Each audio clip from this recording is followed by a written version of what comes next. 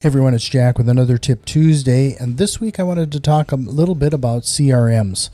If you're getting into real estate for the first time, you're going to need a tool to help you with all of the follow-up. Like I've mentioned before, if you're trying to find one discounted property, you're going to be calling hundreds of people or making hundreds of contacts. How do you keep track of everything? Well, if you're like me, especially when you start off, you're trying to make do with every penny you have. And one of the simplest ways to get into a CRM to help you keeping track of it all is actually simply buying one of those 31-day folders you see at Office Max, Office Depot. You can get them on Amazon for $15, $20. And that's a one-time payment, a one-time purchase instead of subscribing to one of the online CRMs. You're probably going to graduate to that eventually. But I know real estate investors today that prefer this method.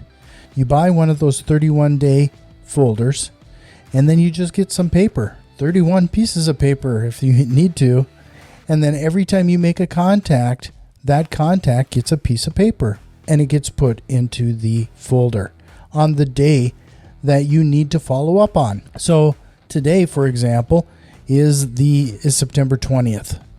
If I made a contact with somebody and I need to follow them up in 2 or 3 days, I would set it in the 22nd folder or the 23rd slot. And then when you get to that slot on that particular day, you pull that out. That is the work you do. That's the follow-up you do. If you need to follow up again, you put it down the road again. You just use that over and over again. It's one of the cheapest, most cost-effective solutions to at least get you started. If you found any value into what I'm talking about here today, would you do me a quick favor and send this on to a friend? Thanks, and we'll see you next time.